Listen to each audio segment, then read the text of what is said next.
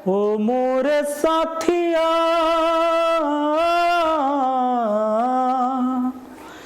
कि रंग ले मुझे भी इसी रंग में, अरे मिले न तुम तो हम घबराएं। हेलो दोस्तों, आप सभी का स्वागत है आपके अपने YouTube चैनल मैथ मस्ती पर। दोस्तों मैं हूं विपिन यादव और ये जो हमारा SSC GD का जो एपिसोड चल रहा है ये दूसरा है ना। SSC GD के लिए ये दूसरा एपिसोड चल रहा है। जो बच्चे बिहार सचिवालय सहायक के लिए तैयारी कर रहे हैं ये उनके लिए भी क्लास है भैया, है ना। ऐसा नहीं कि आपको मैथ नहीं पूछा जा रहा है, 75 नंबर मैथ रीजनिंग आ रहा है। सुनिएगा, तो SSC GD के लिए जो हम अभी चला रहे थे इसमें एपिसोड ये 2 है। जो भी क्वेश्चन आप देख रहे हैं ये पूछे गए प्रश्न हैं। तो शुरू करते हैं आज का पहला सवाल।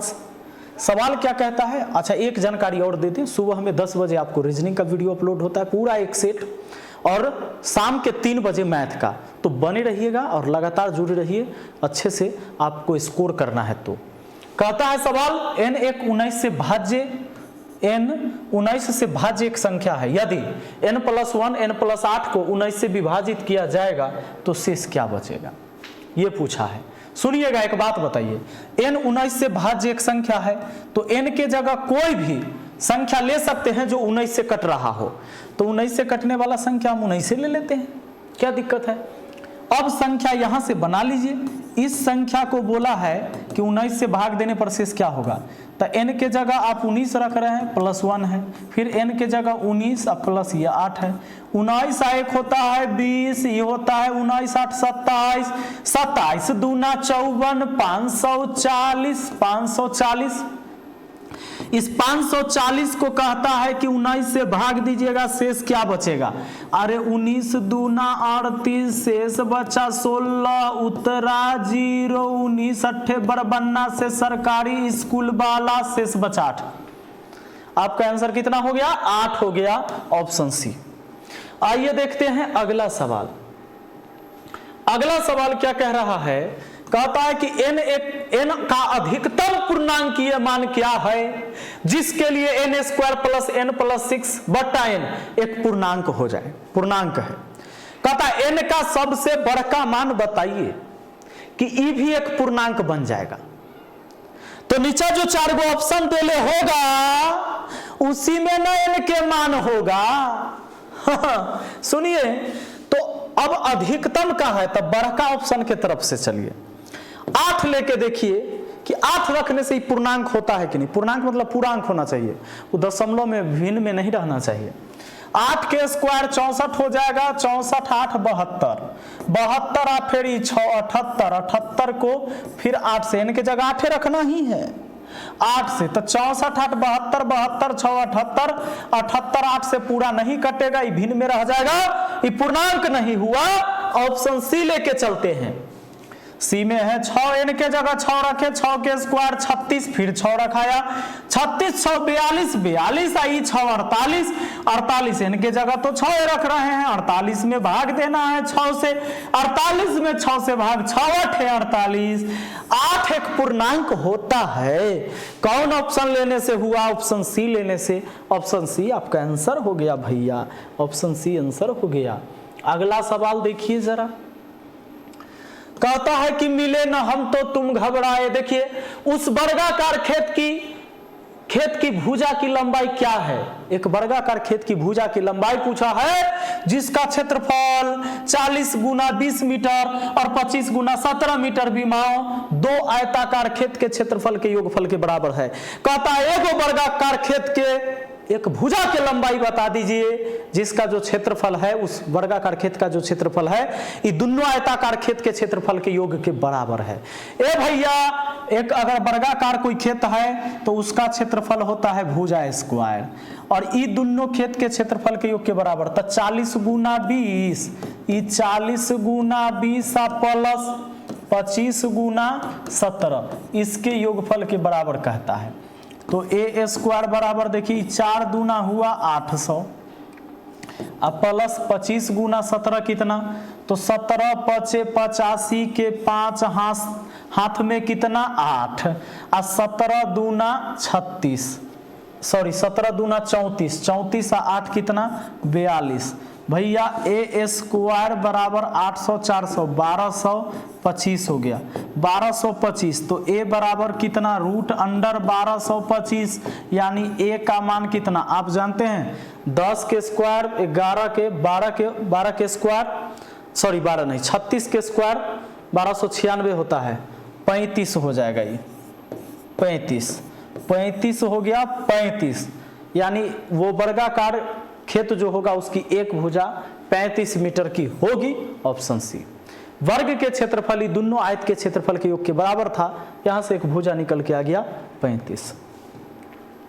देखिए तो अगला कहता है दो धनात्मक पूर्णांकों में एक अंक दूसरे अंक का 3 गुना है, यदि उनका गुणनफल 2523 है तो उनमें से बड़ा अंक कौन है।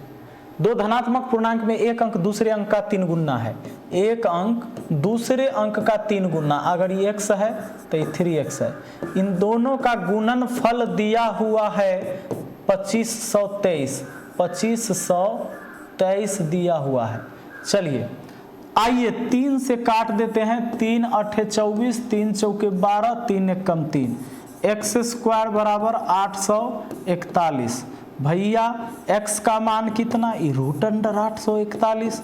तो देखिए जरा x का मान क्या हो जाएगा, 30 का स्क्वायर 900 होता है, 29 हो जाएगा, x का मान 29। सुनिए कहता है बड़का अंक कौन है, तो बड़का अंक यही ना 3 गुना वाला 3 आ x के जगह 29 दिया कितना 9 27 87, option D answer, option D. वाह। चलिए तो अगला सवाल देखा जाए। सवाल है 5 नंबर, 9 12 15 20 के विभाजित किए जाने पर क्रमशः 7 10 13 और 18 से छोड़ने वाली न्यूनतम संख्या क्या है। सवाल कहता है कि बताइए ना कि 9 12 15 और 20 ये जो है ना विभाजित किए जाने पर, इतना के विभाजित 9 12 15 20 के विभाजित किए जाने पर 7 10 13 और 18 शेष बचे, 7 10 13 और 18 शेष बचे। इक्के नहीं होना चाहिए, इससे होना चाहिए। इतना से विभाजित करने पर 7 10 13 और 18 से छोड़ने वाली न्यूनतम संख्या क्या है। मतलब वो छोटी संख्या बताइए जिसमें 7 10 13 और 9 12 15 और 20 से विभाजित कीजिएगा तो शेष बचना चाहिए 7 10 13 और 18। ठीक है ना, ये बात है। तो इसमें क्या किया जाता है, एलसीएम स्टेप में पढ़े होंगे, सबको घटा लीजिए, जितना जितना से भाग देना है उसको ऊपर और जितना जितना शेष बच रहा है उसको नीचे। सवाल का कहना है कि वो एक ऐसा संख्या बताइए जिसमें 9 से भाग देंगे शेष 7, उसी संख्या में 12 से भाग देंगे शेष 10, उसी संख्या में 15 से भाग देंगे शेष 13, और वह संख्या में जो पता नहीं है 20 से भाग दीजिएगा तो 18। तो यहाँ बचा 2, यहाँ 2, यहाँ 2, यहाँ 2। इसको बोलते हैं दोस्तों कांस्टेंट डिफरेंट समान है ना, कांस्टेंट डिफरेंट कहते हैं। ठीक है, इसमें बनाने का नियम है कि जिस से आप भाग दे रहे हैं उसका तो एलसीएम बना ही लीजिए, क्योंकि वो संख्या इन सब से कटेगा, और कांस्टेंट डिफरेंट 2 है ना, 2 को घटा दीजिए, आपका आंसर आ जाएगा। तो इस सब का एलसीएम कितना हो जाएगा 180, 9 से भी कटेगा, 12 से 15 से 20 से, 180 में से 2 घट जाएगा 178, आपका आंसर हो जाएगा 178, यानी ऑप्शन बी। चलिए अगला सवाल के तरफ चलते हैं। कहता है एक आयत में लंबाई में 10% की वृद्धि की गई, चौड़ाई में 10% की कमी की गई, क्षेत्रफल में प्रतिशत परिवर्तन क्या होगा। जब किसी आयत के लंबाई चौड़ाई में वृद्धि किया गया है या किसी भी वस्तु पर लगातार 2 बार घटना घटा दे, ये भी फॉर्मूला लगा देना, 10% वृद्धि फिर 10% कमी, तो पहले 10% वृद्धि फिर 10% कमी फिर माइनस 10 गुना 10 हो जाएगा, बट्टा में हो जाएगा 100, है ना। इसको हल करिए, 10 में से 10 गया 0, 10 दाएं के 100, एक बार में कटा माइनस 1% आया, मतलब 1% कमी हुआ, 1% कमी। ए बी फॉर्मूला याद रखना है भैया, a plus B plus A B बट्टा 100। जब कहीं 2 बार लगातार घटना घट जाए, ए बी फॉर्मूला लगा दीजिए। आयत में यहाँ लंबाई चौड़ाई में घटना घटा है, प्लस वृद्धि रहेगा तब, और कमी माइनस रहेगा तब, या कमी देगा तो उसको माइनस करेंगे। जैसे इसमें 10% पहले वृद्धि था तो प्लस 10 लिखे, फिर 10% कमी था तो अगला ही प्लस में नहीं रखे, अगला को माइनस में। ये दोनों गुना करके यहाँ लिखा जाता है, इसीलिए प्लस माइनस गुना होकर माइनस में आया। 10 × 10 / 100। 1% माइनस आया मतलब कि 1% की कमी। सवाल देखिए, सवाल है एक समकोण समद्विबाहु त्रिभुज का परिमाप 2 + √2 सेंटीमीटर है, उसका क्षेत्रफल क्या होगा। आइए देखिए, समकोण समद्विबाहु मतलब ये भुजा बराबर है, एक कोण समकोण है, ये बड़ी भुजा कर्ण नहीं, समकोण भी है और समद्विबाहु भी है, जिसकी 2 भुजा बराबर और कोण समकोण होना चाहिए, तो समद्विबाहु समकोण त्रिभुज हो गया। इसका परिमाप इतना दिया है, परिमाप होगा दोस्तों, जोड़ेंगे तो 2a + b बराबर 2 + इसका तो परिमाप हो गया 2 + √2, है ना। यानी मतलब 2a + b + 2 + √2। अगर एक काम करते हैं, एक के जगह जानते हैं एक रहेगा ना, एक रहेगा तो ई हो जाएगा। देखिए कर्ण जो होता है लंब के स्क्वायर जोड़ आधार के स्क्वायर, 1 के स्क्वायर + 1 के स्क्वायर, ये √2 हो गया ना। यानी एक है, एक है, आपको क्षेत्रफल कहता है तो 1/2 आधार गुना ऊंचाई, ये आधार आई ऊंचाई, तो क्या हो गया 1/2 वर्ग सेंटीमीटर आपका आंसर हो गया, 1/2 वर्ग सेंटीमीटर। बहुत सिंपल है ना। आइए अगला सवाल है, कोई दुकानदार एक पुस्तक को मुद्रित कीमत से 10% छूट पर बेचकर 20% लाभ अर्जित करता है। पुस्तक के क्रय मूल्य और मुद्रित मूल्य का अनुपात क्या हुआ। मुद्रित मूल्य का क्या मतलब होता है। मुद्रित मूल्य का मतलब होता है MRP। मुद्रित मूल्य का मतलब होता है MRP और कहता है पुस्तक के क्रय मूल्य, ठीक है। क्रय मूल्य और मुद्रित मूल्य का अनुपात पूछता है। एक बात बताइए, एक दुकानदार एक पुस्तक के मुद्रित कीमत में 10% छूट देता है, तो MRP तो नहीं पता है, पूरे सवाल में रुपया का चर्चा नहीं है ना, तो 100 मान सकते हैं। MRP 100 रुपया है, 10% छूट है तो बेचता है 90 में, फिर भी 20% लाभ कमाता है। दोस्तों जब भी लाभ हानि कमा रहा है उसका होल वैल्यू निकालिए, 20% का मान 1/5, लाभ है तो जोड़िए 6/5। अब इस होल वैल्यू का अगर विक्रय मूल्य में उल्टा गुना कर दीजिएगा, 5 ऊपर 6 नीचे, तो क्रय मूल्य निकल जाएगा। विक्रय मूल्य में उल्टा गुना करिएगा, जो लाभ हानि रहेगा उसका होल वैल्यू निकाले, 20% का मान 1/5, लाभ है तो जोड़ दिए 5 1 6/5, ये होल वैल्यू हुआ। इसका उल्टा गुना कर दीजिए, 15 × 5 = 75, क्रय मूल्य निकल गया आपका 75, क्रय मूल्य हो गया 75 और MRP तो 100 था ही।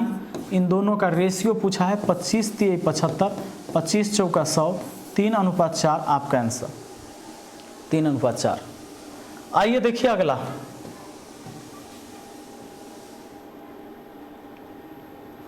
यदि A, B और C मिलकर एक काम को 6 दिन में पूरा करते हैं, A अकेला उसे 12 दिन में कर सकता है और B अकेला 18 दिन में, तो C अकेला उसे कितने दिन में करेगा। देखिए A B C मिलकर 6 दिन में, A + B + C ये तीनों मिलकर 6 दिन में काम कर देगा।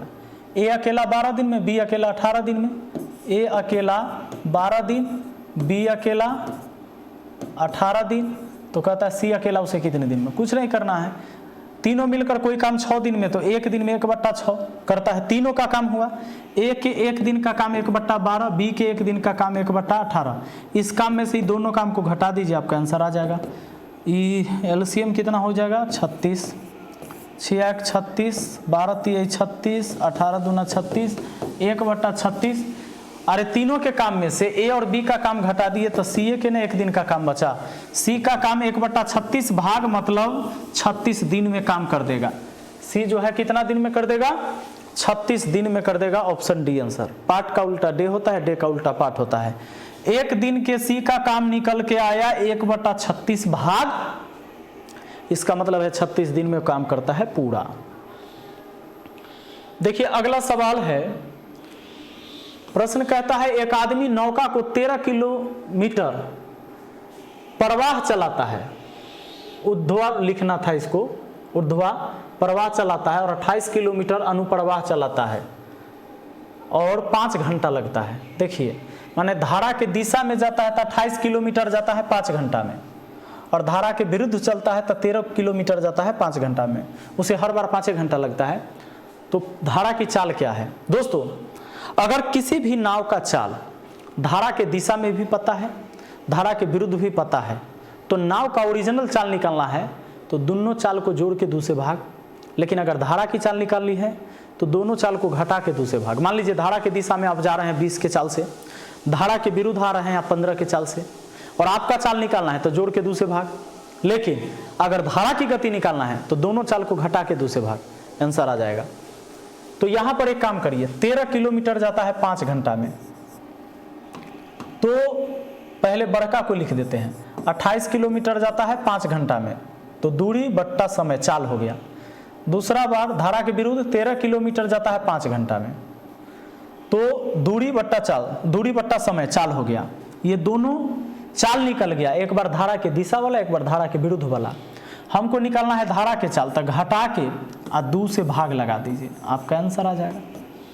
आइए क्या हो जाएगा, ऊपर एलसीएम, ये तो 5 5 का एलसीएम 5 ही रहेगा, तो ऊपर 28 में से 13 चल गया, कितना 15, पूरे के बट्टा में 2, 5 3 15, यानी 3/2 आ गया। ये 3/2 का मतलब क्या हो गया, 1.5 किलोमीटर प्रति घंटा हो गया। ये धारा की चाल, धारा की चाल 1.5 किलोमीटर प्रति घंटा। इसी में अगर कहता नाव के चाल ना, तो यहाँ जोड़ के 2 से भाग लगा देते, आंसर आ जाता। ओके चलिए सवाल देखिए क्या है। सवाल है एक वस्तु का विक्रय मूल्य 750 रुपया है और क्रय मूल्य इसके विक्रय मूल्य का 3/4 गुना है, तो प्रतिशत हानि है। विक्रय मूल्य है 750, विक्रय मूल्य है 750 और क्रय मूल्य 3/4 होगा, क्रय मूल्य कम होगा, प्रतिशत हानि कैसे होगा? 3/4 नहीं, 4/3 लिखाएगा तब हानि होगा। तो 750 का 4/3, 3 से काट देते हैं, 25 3 75, चलिए 25 चौका 100, यानी 1000 हुआ, 1000 हो गया क्रय मूल्य। तो खरीद ले, बेचा है 750 में, खरीदा था 1000 में, तब ना प्रतिशत हानि होगा।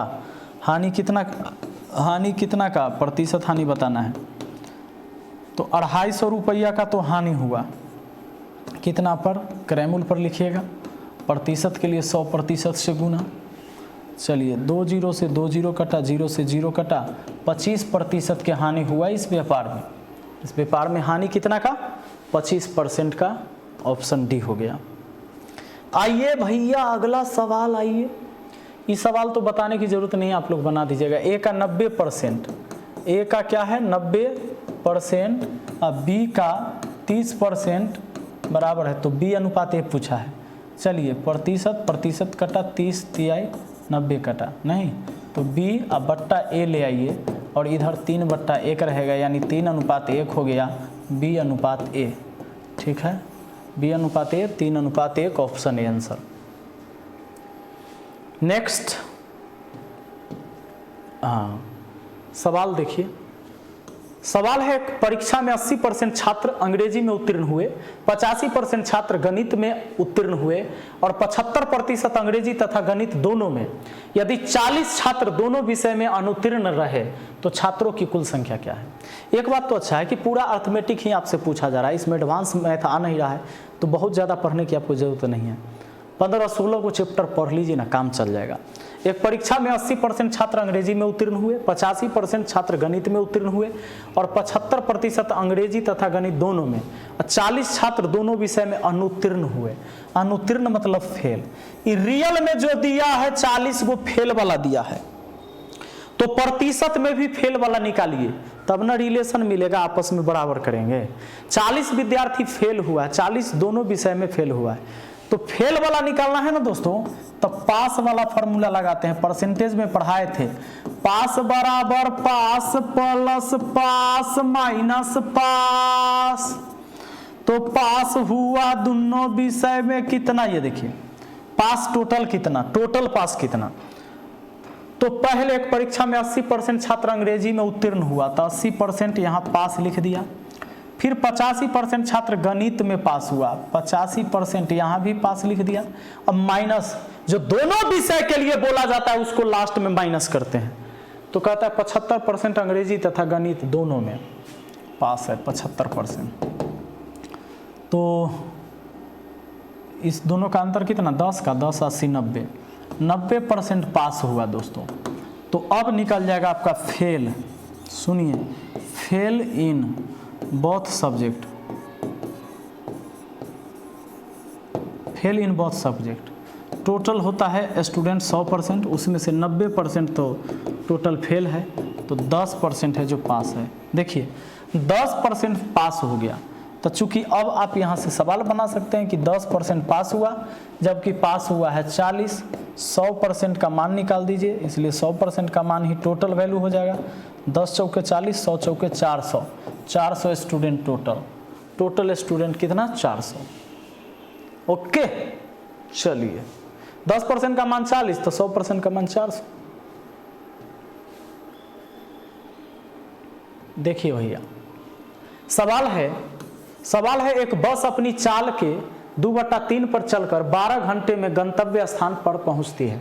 अपनी मूल चाल से चलकर बस को उस स्थान तक पहुंचने में लगने वाला समय क्या होगा। एक काम करिए, एक बस अपनी चाल के 2/3 चाल चलकर 12 घंटा में गंतव्य स्थान पर पहुंचता है, तो दूरी कितना है। तो मान लीजिए वो चाल का 2/3 चाल से चलता है तो 12 घंटा में पहुंच जाता है। देखिए उचाल का 2/3 तो चाले हो गया इतना, चाल अगुना समय, तो दूरी है ना हो गया। कहता है कि अपनी मूल चाल से चले, माने x के चाल से चले, चाल हमने x माना है, तो कितना देर लगेगा, तो हम मान लेते हैं कि t घंटा लगेगा। तो चाल गुना समय दूरी, वो दोनों एक ही दूरी है ना। यहाँ हुआ कि मूल चाल के 2/3 चाल से चला तो 12 घंटा, चाल गुना समय दूरी। आए हो मूल चाल से चलता तो t घंटा लगता, तो वही दूरी है। अब x कट गया, 3 चौके 12, 4 दूना 8 घंटा, t 8 घंटा हुआ, 8 घंटा लगेगा। अगर दूरी निकालना है तो फिर आप t का यहाँ मान रख दीजिएगा, फिर एक चाल निकल जाएगा, फिर चाल गुने समय दूरी कर लीजिएगा। सवाल देखिए क्या है, कहता है साधारण ब्याज की किस दर से 1600 रुपया 5.5 वर्ष में 2832 रुपया बन जाएंगे। 1600 रुपया 2832 हो रहा है, तो कितना हो गया, 400 800 1232 रुपया हो गया ब्याज। 1600 रुपया 2832 हो गया, 400 जोड़े तो 2000, 832 यानी 1232। 1232 रुपया ब्याज कितना पर आया, 1600 पर। प्रतिशत में ले आते हैं तो 100% से गुना, ये परसेंटेज ब्याज निकल गया मेरा, परसेंटेज ब्याज निकल जाएगा। 2 जीरो से 2 जीरो खत्म, 16 से काटेंगे, 16 से काटिएगा, 16 पचे 80, 16 छके 96, 16 सते 72 से 16 सते 112, 16 सते 112, इसमें से 123 में से 112 घट गया, 3 में से 2 गया 1, 2 में से फिर 2 तरह 16 सते 72 से 77 बार में ख़त्म। 16 थे 72 से सरकारी स्कूल, तो 77% टोटल ब्याज हुआ। अब दोस्तों आपको निकालना है किस दर से, रेट पूछा है, दर पूछा है ना, तो वही परसेंटेज ब्याज में टाइम से भाग दे दीजिए, टाइम से भाग दे दीजिए। 77% में टाइम से 5.5 वर्ष है, 5 दूना 10 है, 1 11, 11/2 वर्ष हुआ, 11 सते 77, 2 चल गया ऊपर, 7 दूना 14%, 14% है आपका रेट ऑफ इंटरेस्ट प्रति वर्ष। ठीक है, 14% आंसर। टाइम निकालना हो तो रेट से भाग, रेट निकालना हो टाइम से भाग। सवाल आपका, यदि किसी वस्तु के क्रयमूल्य और विक्रयमूल्य का अनुपात 10:11 है तो लाभ प्रतिशत। कोनो बात हुआ, क्रयमूल्य और विक्रयमूल्य है, CP है, ISP है।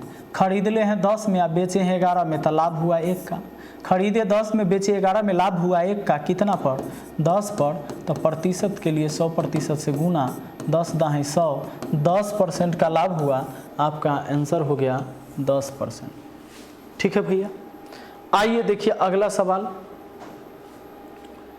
सवाल है यदि 182 को 3, 5, 4, 1 के अनुपात में भाग में विभाजित किया जाए तो न्यूनतम भाग क्या होगा। अच्छा 3, 5, 8, 4, 12, 1, 13 ये टोटल हुआ जोड़ के अनुपात में 13 और रियल में 182। अनुपात 1 का मान कितना हो जाएगा, 182 को भाग दीजिए 13 से, 13 1 कम 13 शेष बच गया 5, 13 चौका 52। अनुपात 1 का मान 14, यहाँ भी 1 का मान लाइएगा 14, छोटका पार्ट यही है 14, आपका आंसर हो जाएगा ऑप्शन सी। अगला देखते हैं दोस्तों, देखिए सवाल है कि 53 रुपया की राशि ABC में इस प्रकार विभाजित की गई कि A को B से 7 रुपया अधिक मिले और B को C से 8 रुपया अधिक मिले, उनके हिस्से का अनुपात क्या होगा। देखिए A, B और C में कहता है 53 रुपया को ABC में इस प्रकार विभाजित की गई कि A को B से 7 रुपया अधिक मिलेगा, A को B से 7 ज़्यादा, B से 7 ज़्यादा, B का नहीं पता है लेकिन B से 7 ज़्यादा, तो इसको X माने तो इस 7 ज़्यादा। अगला कहता है B को C से 8 रुपया अधिक मिला, B को C से 8 रुपया अधिक मिला, B को मिला है C से 8 ज़्यादा, इसका मतलब C को B से 8 कम मिलेगा, कहे कि B का मालूम है तो 8 कम कर दिए, C का हो गया। अगर आपसे ज़्यादा, आपसे 8 रुपया ज़्यादा मुझे मिला है, इसका मतलब मुझसे 8 कम आपको मिला होगा, यही तो बात है। सबको जोड़िएगा तो 3 को X होगा और 7, 8 में से तो -1 हो जाएगा, सबको जोड़ कर दिया है 53 रुपया। तो अब 3x बराबर हो गया ये 54, तो 3 से काट दिया 18 बार में, x का मान कितना हो गया भैया 18 रुपया। अब x का मान 18 है, पूछता है किसका, उनके हिस्से का अनुपात बताइए। यहाँ x का मान 18 था, 18 7 ही 25, इसका 18 रह गया, ये 18 में से 8 गया 10, आंसर हो गया हिस्सा का अनुपात, कटेगा नहीं, 25 18 10, 25 18 10 कटता तो काट देते, ठीक है, 25 18 10 का रेशियो। ओके,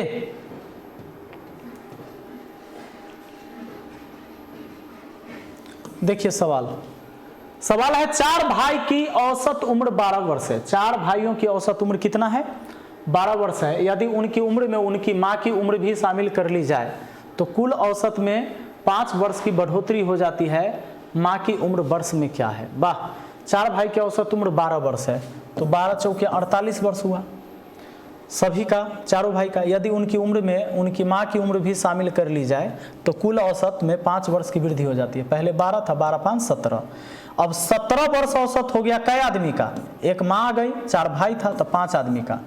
तो पांचों आदमी की आयु में से चारों भाई का आयु घटा दीजिए, 17 5 85 में से 48 घटा दीजिए, 37 वर्ष की माँ हो जाएंगी, माता जी हो जाएगी 37 वर्ष की, ठीक है। आइए अगला देखिए 20वां, कहता है कि 40 छात्र की कक्षा की औसत आयु 16.95 वर्ष है। एक नए छात्र के प्रवेश से औसत आयु बढ़कर 17 वर्ष हो जाती है। नए छात्र की आयु क्या है, वाह। 40 छात्रों की कक्षा की औसत आयु, तो 40 गुना 16.95, ये हो गया सभी का कुल आयु 40 का। एक नए छात्र के प्रवेश से औसत आयु 17 वर्ष हो जाता है, तो अब हो जाएगा 41 छात्र और इनका औसत आयु 17 वर्ष। 41 की आयु में से 40 गो का आयु घटा देंगे, एगो का आयु मिल जाएगा हमें। कैसे, तो 17 एकम 17 के साथ हासिल 1, 17 चौका 68 1 69, 697 माइनस 0 से सबको गुना किया तो 0 आया। 5 चौका 20, 2 9 चौका 36, 2 38, 16 चौका 64 और 3 67, 2 अंक बाद दशमलव। 697 में से 678 घटेगा, ये 697 में से 678 घटेगा, 17 में से 8 गया 9, 19 वाला, यानी 19 वर्ष हो जाएगा। 17 में से 8 गया 9, 19 वर्ष, ऑप्शन सी हो जाएगा हमारा आंसर। तो आज हमारा ये दूसरा सेट कंप्लीट हो चुका है दोस्तों। इसी तरह बने रहिएगा और फिर मिलते हैं अगली वीडियो में यानी तीसरे एपिसोड में। डेली सुबह के 10 बजे आपको रीजनिंग और शाम के 3 बजे मैथ का क्लास मिल रहा है। तो कैसा लग रहा है आपको बताइएगा ज़रूर भाई। आराम से फ्री में आप यहाँ भी तैयारी कर सकते हैं, ठीक है ना। Thank you, best of luck.